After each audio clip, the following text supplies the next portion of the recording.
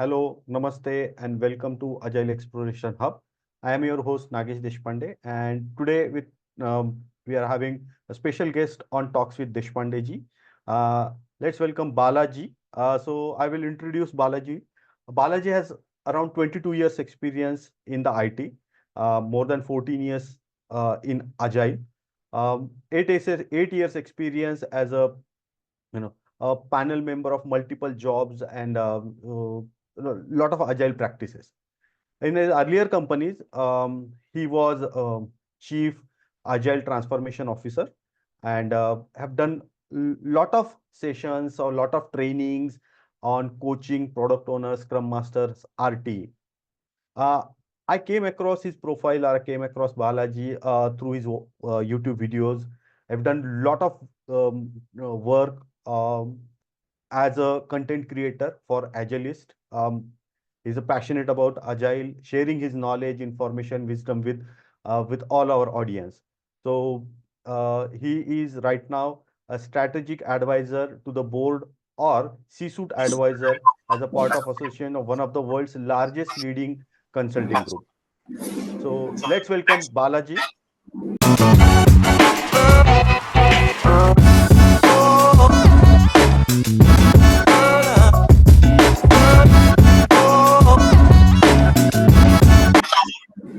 Hey, hi.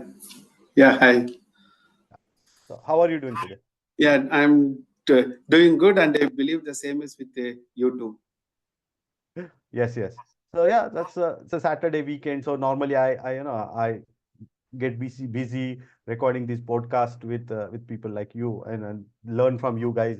And there's a lot of things that learn. So which city you are right now in? Chennai. Oh, great. Chennai. So Chennai, yeah, there was a, so are you following all IPL? Chennai fan? Not really, but Yeah. I've been to Chennai, I guess 5 years back. I just spent 2, 3 days in Chennai. It's a nice city. Gives a different vibe and culture and all mm, that. So it's a great city. So let's deep dive into our today's topic.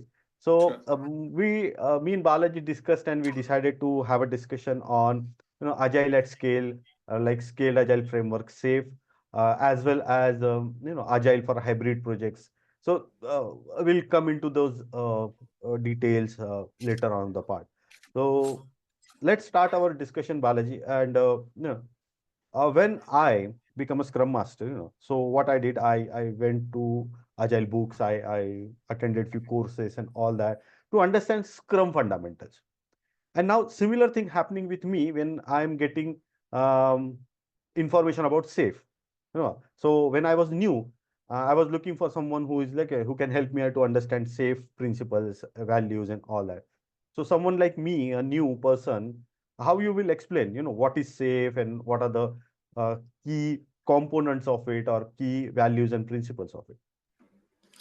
Okay, so generally, right, when it actually comes to the world of safe, what I used to do is I actually used to give this particular analogy.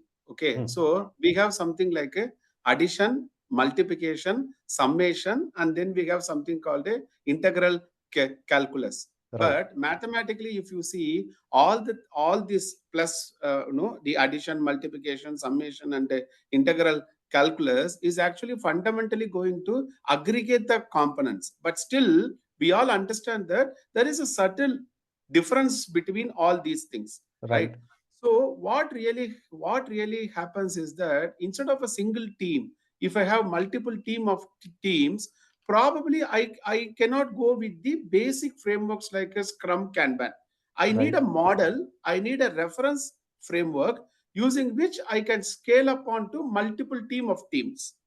Okay, so to for me to have a structured way of collaboration, communication, coordination, we need some kind of a principles, some kind of a practices, and some kind of a processes. I think SAFe actually begins the journey from there, right? So if we have multiple team, then probably how do I need to take it forward in terms of the agile transformation journey? We need some basis framework. I always see SAFe from that particular perspective. Right. So you just mentioned about multiple teams and all that. Okay, Mm, I can see if you have a small set of teams, small organization, one or two teams working together, mm. collaboration, it can be pretty, not so challenging. I will not say easy, but Correct, not so correct. challenging because they are working together and all that. But like if I have to be with 100 teams, 50 teams, Mm, it will be challenging, right? correct. So now, uh, if when you started these safe implementation, what are the main benefits these teams started gaining, and what are the another benefits that organizations also started getting when they Mm. adopted safe? Okay, see, for example, right, as we have actually begin this particular discussion, when we have some team of teams, Hmm. probably I cannot go with only the team level demo. I Right. need a integrated demo, which typically happens at a system level, right? System demo. We call it as a system demo. So ideally, when you are actually building large scale systems, like if you take Philips, Siemens kind of a companies, right?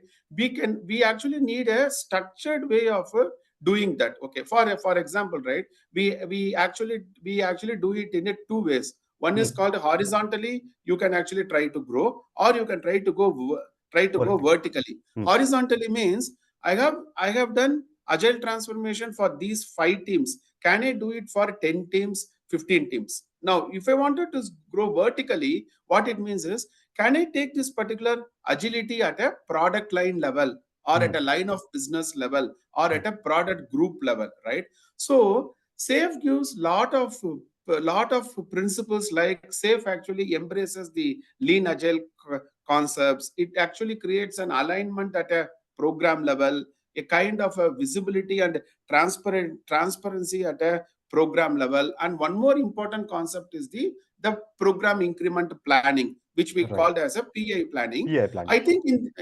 I think in the recent version of SAFe, they call it as a planning interval, but then the older version of SAFe calls it as a program increment.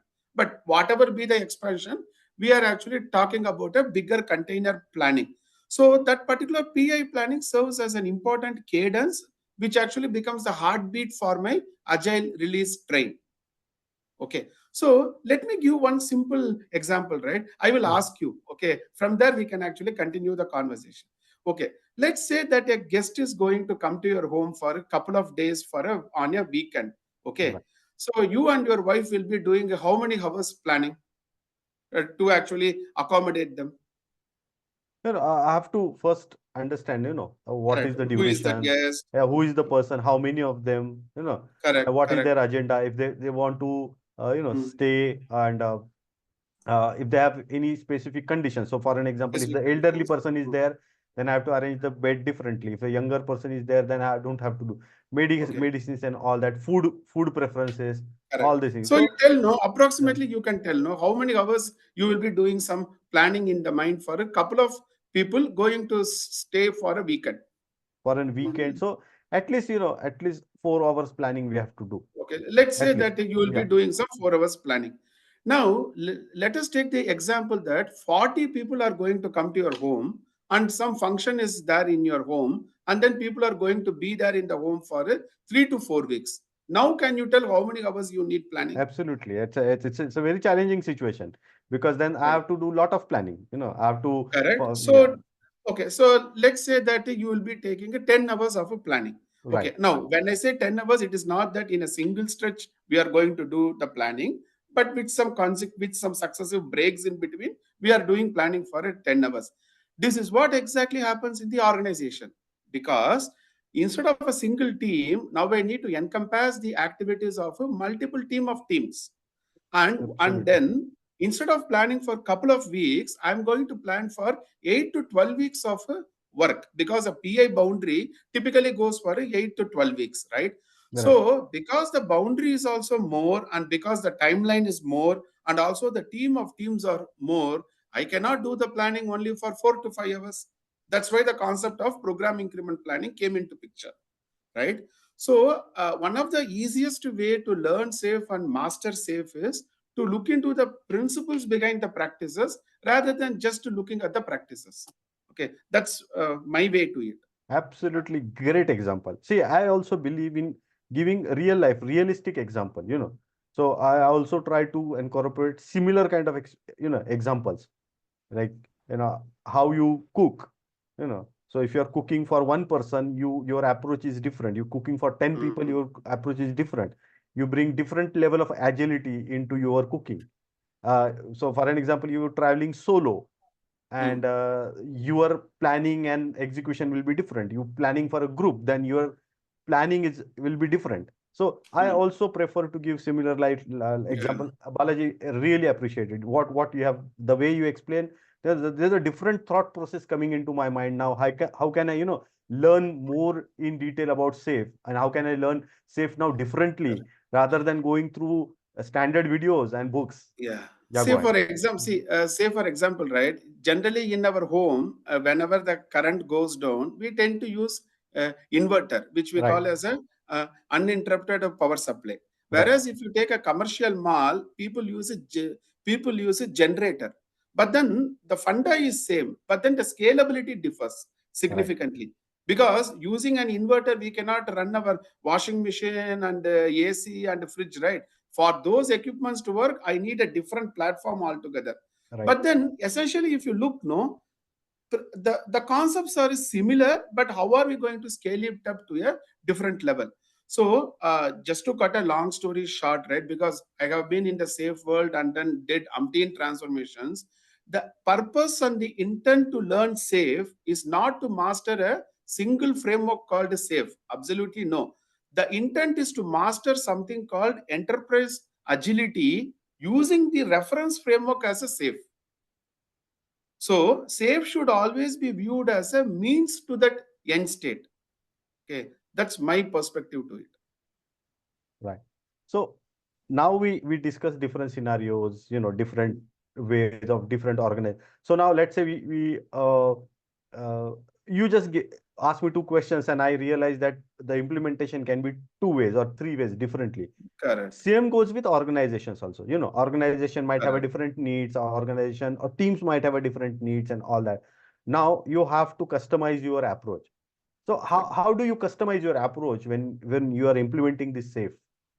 See, practically, when I was actually performing the role of an RTE, and when I was actually performing the role of an enterprise agile coach, what we used to do is we used to send a questionnaire called as a SAFe initiation questionnaire template.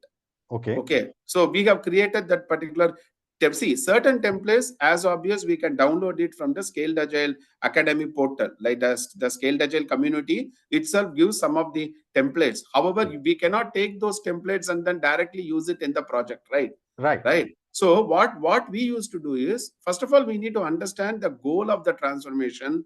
What is the challenge? Why are they going for SAFe in the first place? What is the background thought which makes them to think that okay, probably SAFe could potentially solve the problems? Sometimes those assumptions need to be validated at the beginning of the journey itself, right? So what we used to do is we created something like a SAFe initiation questionnaire template. Now the Okay. problem here is, if we are asking too many questions also, people will not reply to the mail, right? At the Right. same time, if I'm compressing the questions and making only 7 or 8 questions, I cannot ensure the comprehensiveness of the landscape. That Right. is where your experience comes as a experienced coach, right? Your capability comes as a experienced coach. Now, okay, let me tell practically, okay, because only then it will add value to our audience. Right. See, just by sending mail, no one is going to reply to the mail.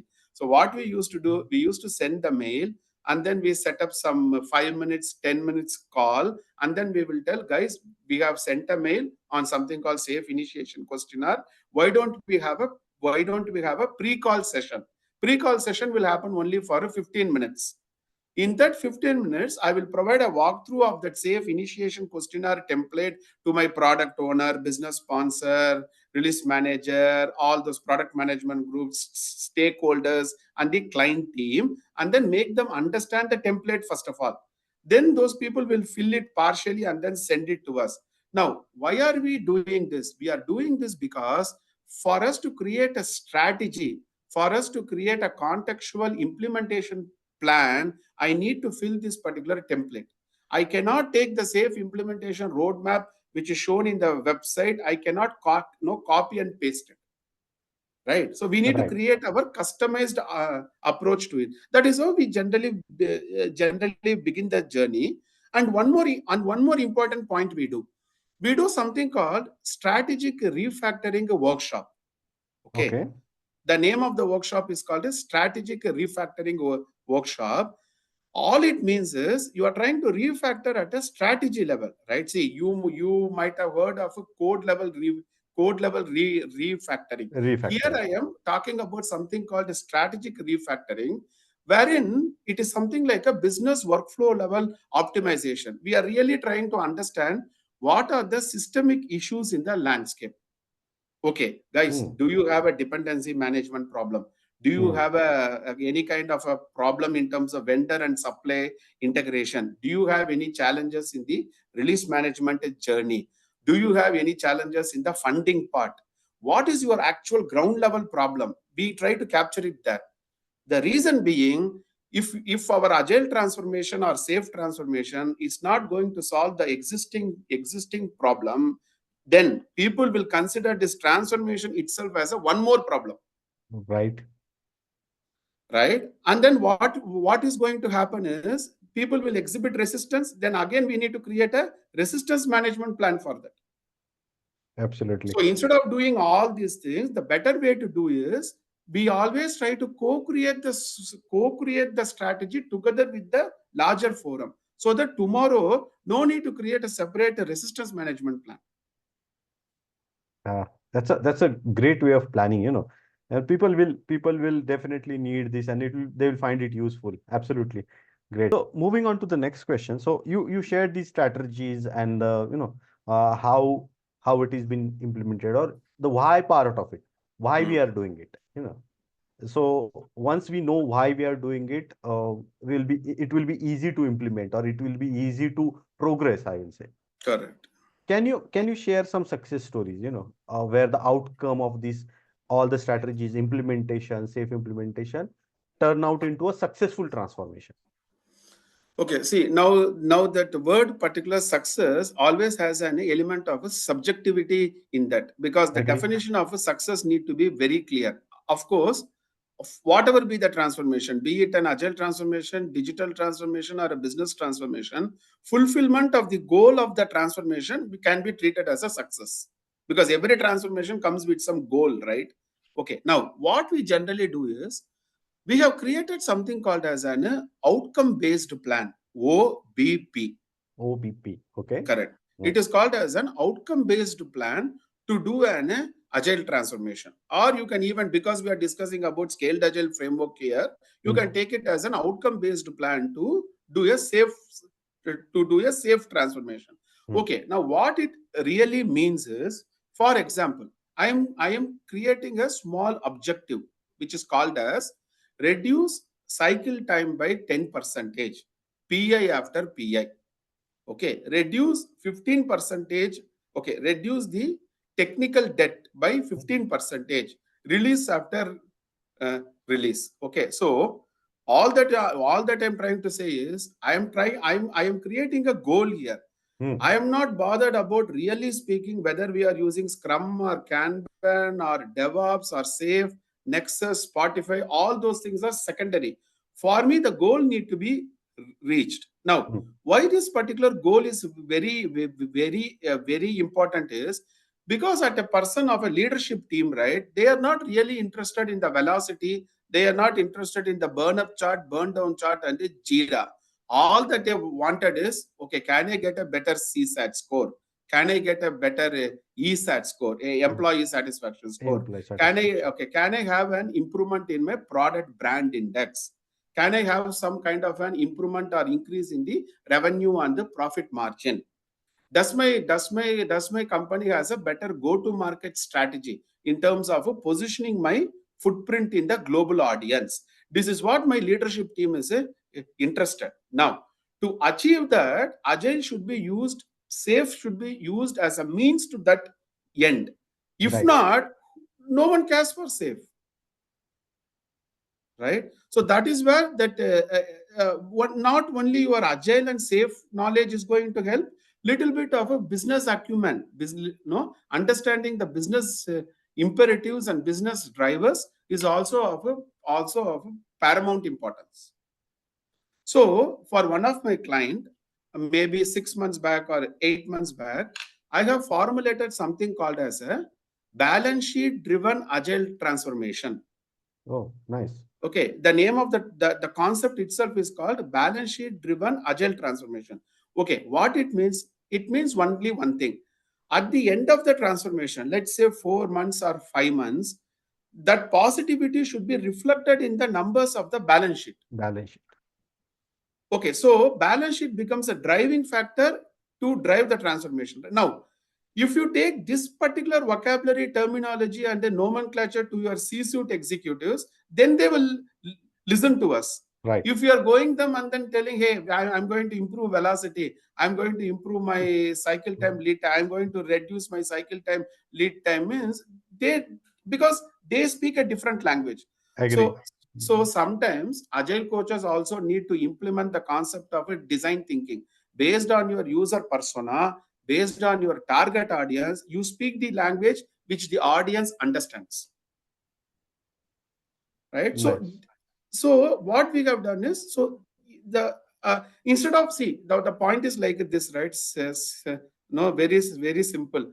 Instead of finding out what could be the value add, first of all you find out how is value perceived in that context, and then align all your activities towards that particular value. Nice. So if we do like this, I think success will repeat as a pattern. Absolutely. Great. Yeah, that's a very important part. Persona is very crucial. So when you think about, so I'll put it in my words, like if I'm working with a individual, then I have to think like an individual. If I'm working as a team, I have to think like a team. If I'm working as a program or a product, then I have to bring that product vision into my mind.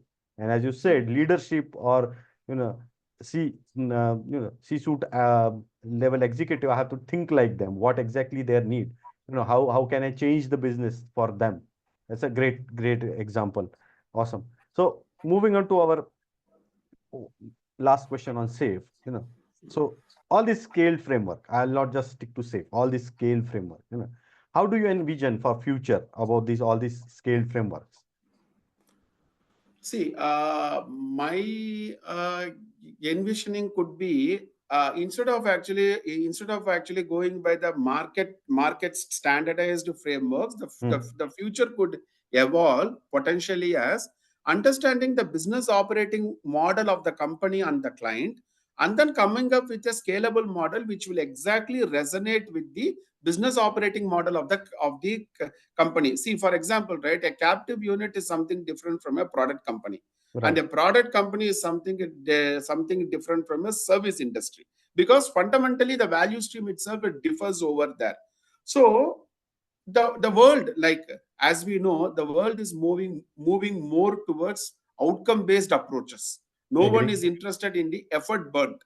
Everyone is interested in what is at the end of the balance sheet, where are we in terms of the numbers, right?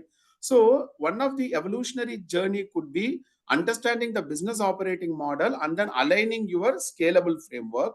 Second thing is, which we cannot deny, is artificial intelligence is going to really penetrate into whatever touch points we are actually trying to do. So even in some of my previous engagements or projects, what we have done is we have created small accelerators using artificial intelligence. We have started using the machine learning algorithms. We have started using the neural network concepts, the deep learning, all those things, and we started creating small. See, the difference between artificial intelligence and automation is, automation do not have that inbuilt business intelligence. You need to feed in, you need to train your model, right? Only then your model will actually learn it. So definitely any kind of a touch point in terms of, even in the scalable world, we need to factor the impact of business operating model, the artificial intelligence, and most importantly, it's going to be a hybrid model,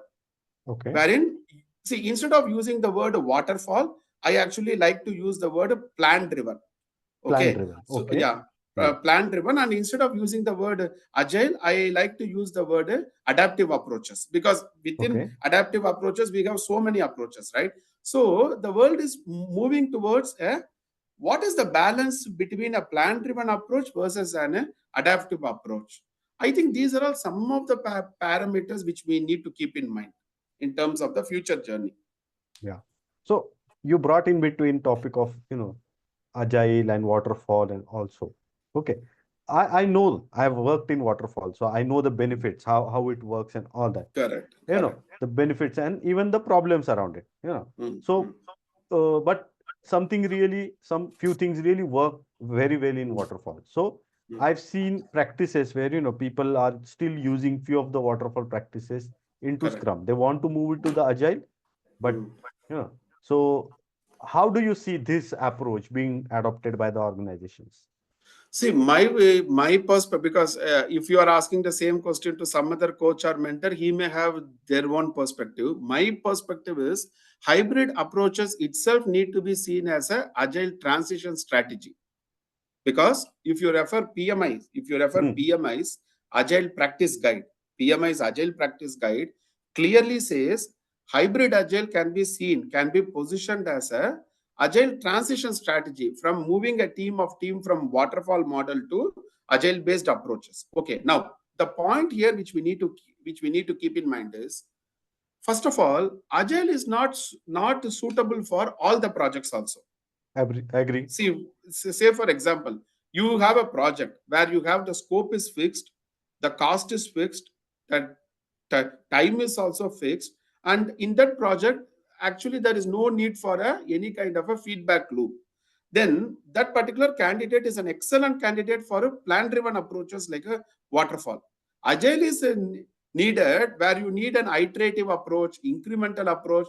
Based on the feedback, I may need to respond to change rather than following a plan. Those characteristics only is needed. Now, just to cut a long story short, we have a concept called agile suitability filter, which is clearly going to tell guys, based on these 7 to 8 parameters, you can decide to what extent you can go for a predictive approaches, and to what extent you can go for a adaptive approaches. Now, the way we need to see is, instead of seeing it as a Boolean value as 0 or 1, we need to see where the needle is more towards. Okay. Because many things in life cannot be answered as a 0 or 1, right? It's not a straightforward thing like 0 or 1. So a better matured way to approach it is at an engagement level, I can go for a plan-driven approach. However, at a sprint level, at an iteration level, or at a release level, like I can go for a adaptive approach. So that you may need to balance it. Okay, now, before I take the next question, I like to tell this particular thing. Okay, okay. Let us imagine that you have a rubber band in your hand. Right. Okay, let us imagine that you have a rubber band in your hand. Now we actually stretch the rubber band. Okay. Now actually what actually happens? You see a tension between both the points, right? Both the ends. Now Yeah. one point is called predictability. One point is called predictability. The other end is called adaptability. So the more you become predictable, you cannot respond to change. The more Agree. the more you become adaptable, you cannot follow your plan, right? Now the entire game equation lies in, to what extent I need to be predictable, to what extent I need to be adaptable based on the constraints in this particular context. Makes sense. Absolutely. I think that balanced approach is of a paramount importance, because some people ask me, okay, Balaji, I understand, but why do we need predictability? Because your business sponsors are pumping in funds for the transformation, right? So if they are not able to see predictability, they will not continue funding. At the same time, if I'm only holding on to predictability, I cannot respond to the market in terms of business agility, because market demands business agility. So Right. what is more important is how I balance the needle, between both the extremities. That is key. That is really key. Now, let's Correct. say we find out this balance and all that. Okay. So how do you foster communication here? You know, because uh, you can see the teams are having different approach. Like someone have a adaptive, and someone have a like a waterfallish Okay. approach and all that. See, communication is a very clear. Okay, I don't have any challenges in terms of the thinking process and the communication. Challenge comes when is that communication has been properly traveled all the way to the team members is the challenge. See, whenever Hmm. a portfolio level planning happens, we are very clear on why are we doing certain things in a certain way. Okay, factoring the strategic benefits over there. Unfortunately, in the IT industry, the communication gap happens between the ground level teams who are actually creating the value versus the teams who are actually deciding what do you mean by value. So what we used to say, no, the ground level teams are called the value creators. Value Okay, creators. Yes. value, because they are only creating the software. So your ground level team, your Scrum team, Kanban team, DevOps teams, Agile team is called as a value creator, and your portfolio level teams are called a value identifiers, because those guys are only telling, guys, this is an initiative which we need to focus in this particular quarter.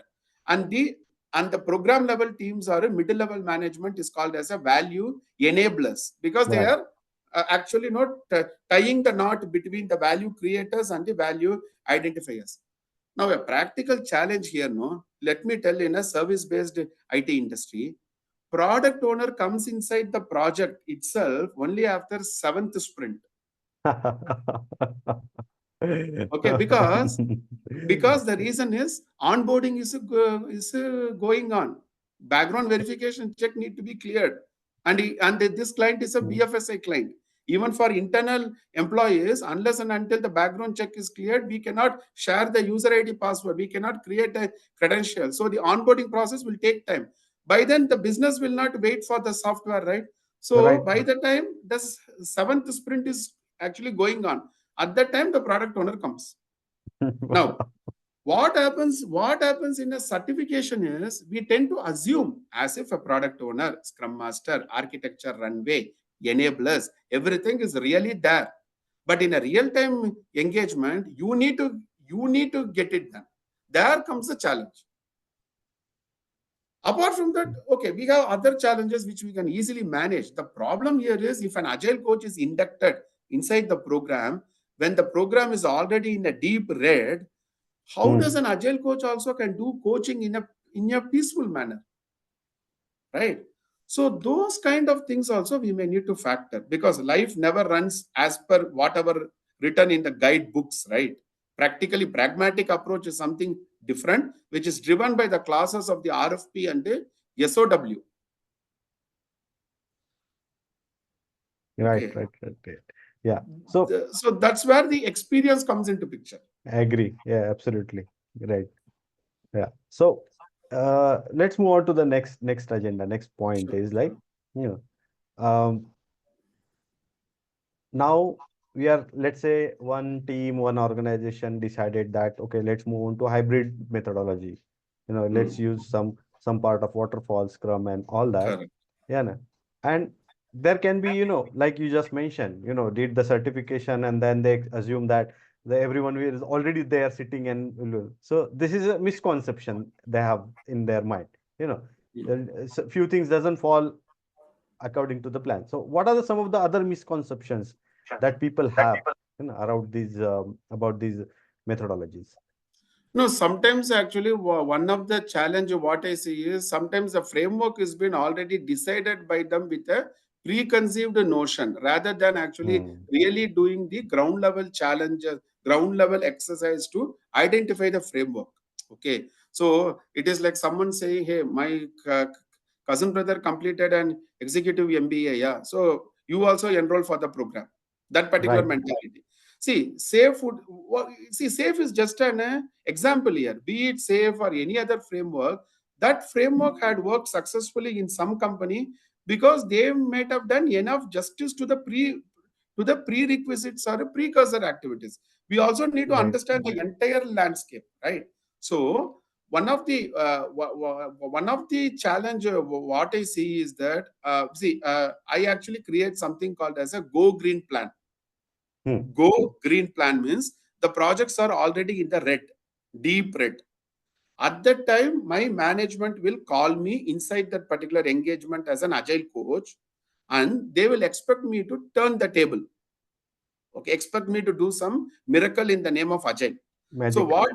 what does the companies expect is to create something called as a go green plan. And that go green plan is going to tell guys, these are the series of activities which we are going to do within the period of 30 to 60 days, so that your project will move from red to amber, then from amber to green. So in my opinion, this is a very, very important capability. Because if let's say for an example, let's say that we are implementing SAFe, but if the project is still going in the red, then who cares for actual implementation? See, actually speaking, SAFe, when implemented properly, is bound to give the results. Absolutely. The problem here is people take some part of SAFe based on their own whims and fantasies. Also, people take selective portions of SAFe and then try to use it, and then they will tell, hey, SAFe is not working, agile is not working. But how come the same SAFe has given so much of a return on investment in some other companies and clients? Framework is same, right? Framework is You are same. not Yeah. using different framework, those guys are not using different framework. But something failed here, something created success there means we need to do some little bit of a deep dive analysis. Absolutely. Yeah, I'll share my views here. I often feel, this is the emotion. I am not saying this is by my, experience or something. Like, I feel that many of our organization, they go into this FOMO, feeling of missing out. This organization, one of my friends' organization did agile, and so we will also do agile. They will keep same level of mindset, same thinking process, same way of working, but they will not change, they will not adopt it. Like you mentioned, they will only take bits and pieces. Correct. We'll do only daily Scrum, we are agile. We are only using Jira, we are agile. So that level of mindsets are still there. That has to be changed. If you are willing to adopt any, like you just already mentioned, any framework, maybe it's Scrum, SAFe, understand first of all, do you need it? Second thing, if you really need it, how can you leverage it, at max, using all the proper methodology, all the principles and values implemented, not just don't give half cooked or don't use half cooked things. So that's my experience. Also, I've seen few people doing like that, but rightly you mentioned that people taking some part of it and saying that it's not working. Yeah. And the one more important point to add here is that in the name of customization or in the name of contextualization, sometimes I have seen people also tend to dilute the principles of SAFe. Agree, absolutely agree. So in the name of customization, they may create an anti-pattern, okay, which is against the principles of a SAFe. That's why we call it as an anti-pattern. So Anti-pattern. we also need to know when to customize, when not to customize, and to what extent we need to customize. Customization doesn't mean that okay, something I will take from portfolio or something. No. No. There should be a reason behind it. And many companies implement SAFe only till the program construct. Typically at a portfolio level, they still follow a cost center based budgeting model. They actually do not fund a value stream based funding model.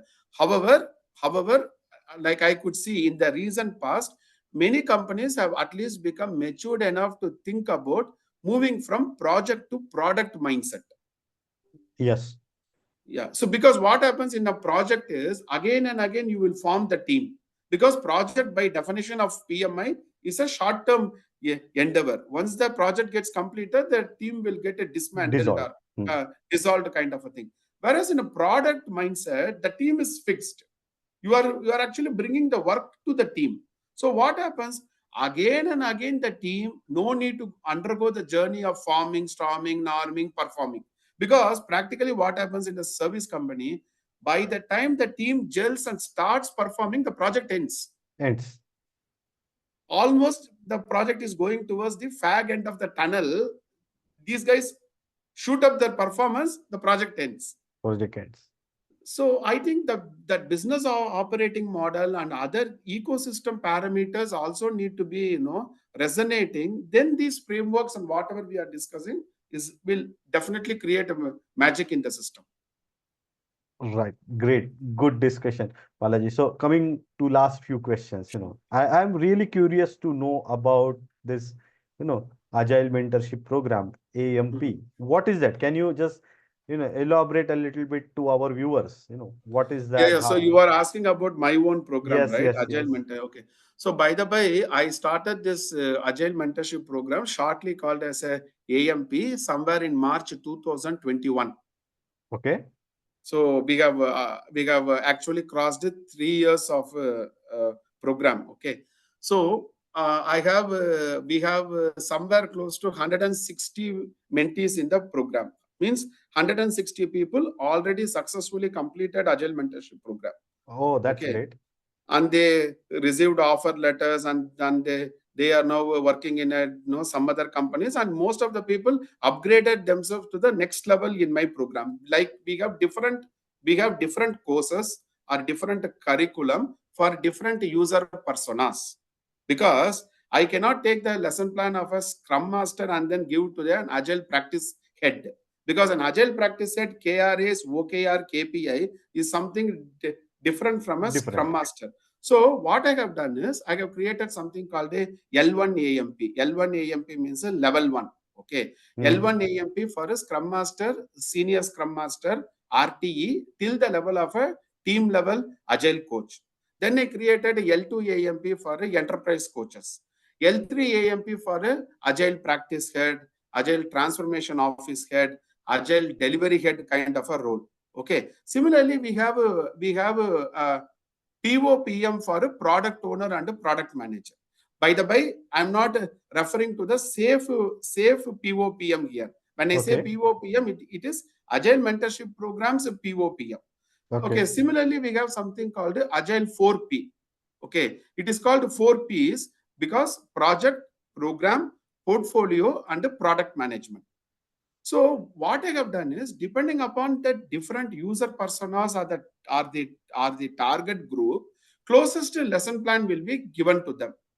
Okay, and then the mentoring sessions will be done by me, and some real-time templates will also be given to them. I will also help them to come up with a robust resume, cover letter, and I do a mock interview, and then I give them the feedback.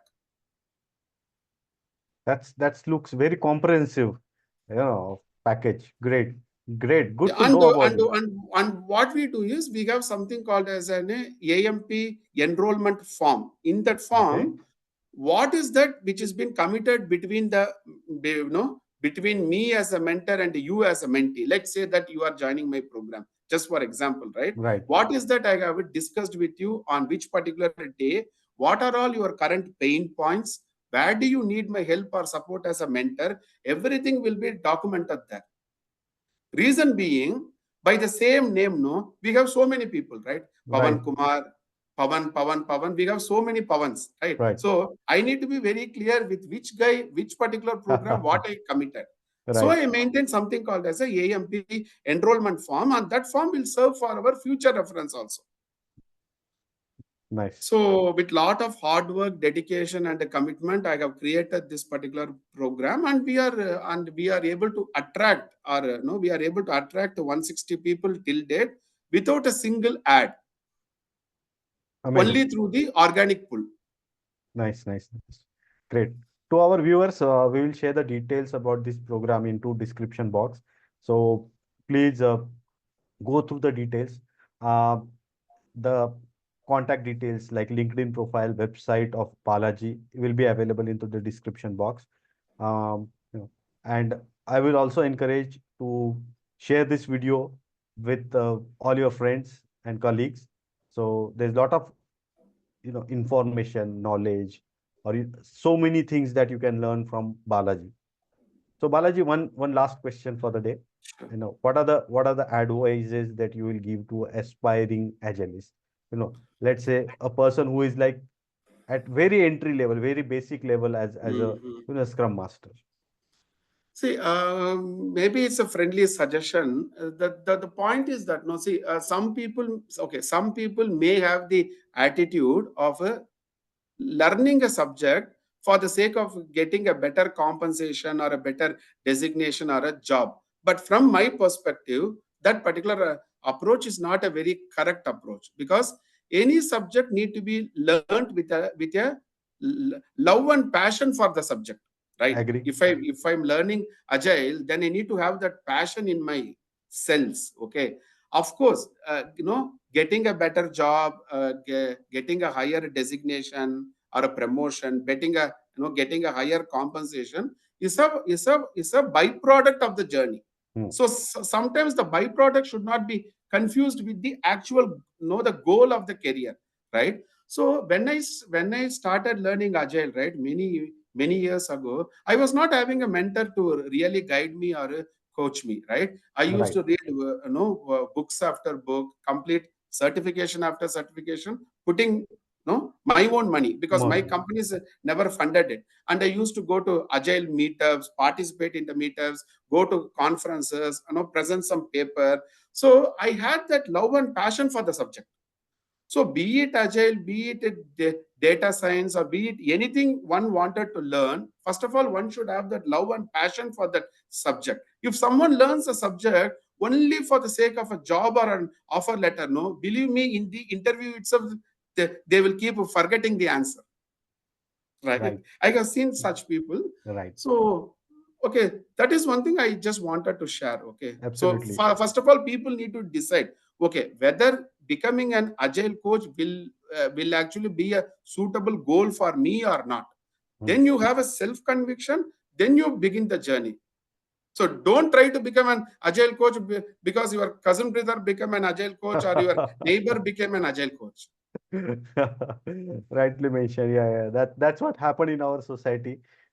So my friend is doing this and that, and people want. So absolutely great discussion, Balaji. It was pleasure to have you on the Agile Exploration Hub.